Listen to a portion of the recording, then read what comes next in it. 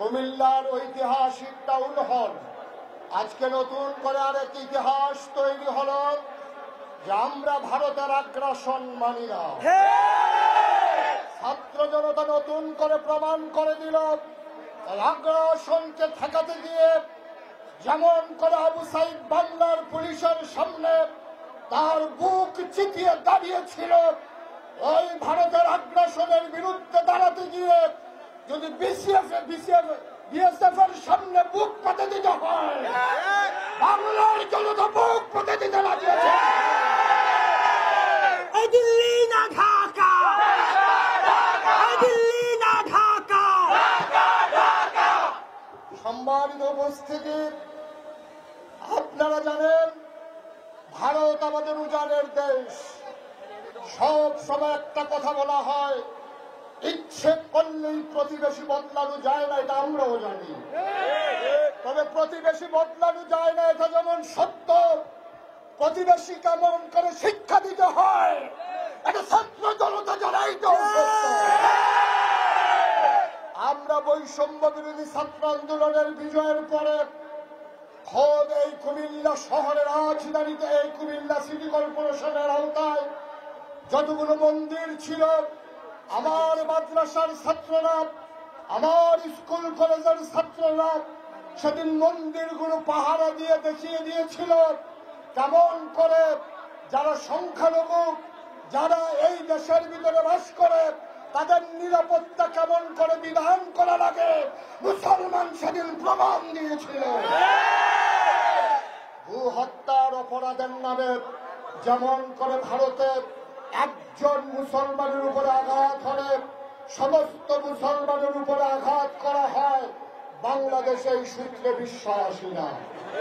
আমরা বিশ্বাস করি সংখ্যালঘু সংখ্যাগরিষ্ঠ, এই সূত্রে আমরা বিশ্বাসী না।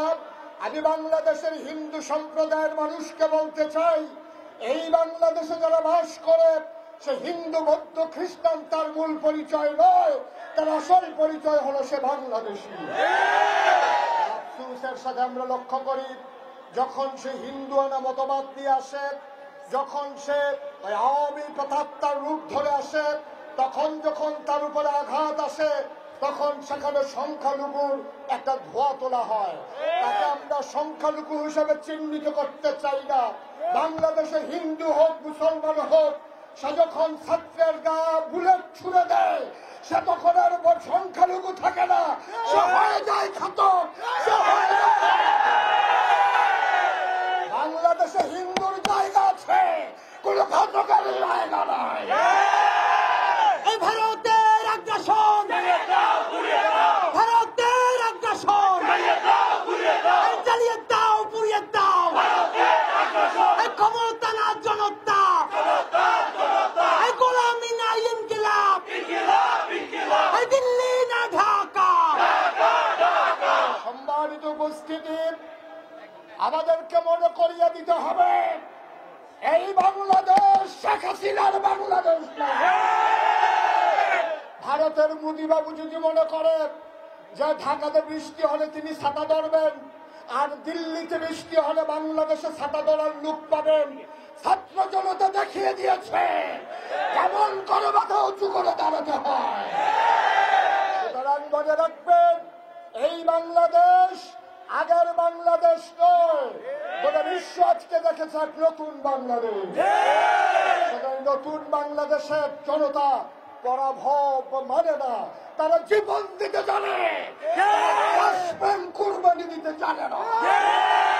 সুতরাং আমাদেরকে মনে রাখতে হবে, কবি ফজলুল যেমন করে আমাদেরকে জাগিয়েছিলেন, কত যে আধার পর্দা পারে ঘোর হলো জানি না তার, নারঙ্গি বলে কাঁপছে সবুজ পাতা, দুয়ারে তোমার সাত সাগরের জোয়ার এনেছে ফেনা, তবু তুমি জাগলে না, তবু তুমি জাগলে না। ঢাকার যারা সমন্বয় তাদেরকে আশ্বস্ত করে দিতে চাই, বর্ডার বেল্টের একটা শহর কুমিল্লা, আজকে কুমিল্লা সেই বর্ডার বেল্টের মানুষগুলো জানিয়ে দিয়েছে আমরা আর ঘুমিয়ে ঘুমিয়ে নয়, জাগে জাগে অতন্ত্র প্রহরীর মতো বাংলাদেশকে পাহারা দিতে চাই। এই বাংলাদেশকে এগিয়ে নিয়ে যেতে চাই, বাংলাদেশকে সম্মুখ পানে নিয়ে যেতে চাই। সবার কথা শেষ কথা, যতভাবেই চেষ্টা করা হোক, যতভাবেই দমিয়ে দেওয়া হোক, যতভাবেই নিষ্পায়াসিত করা হোক, আমরা চিৎকার করে বলিষ্ঠতার সাথে আল্লাহকে হাসির নাজির আল্লাহকে হাসির নাজির জানিয়ে দিতে চাই, আমরা ছিলাম, আমরা আছি, আমরাই থাকবো।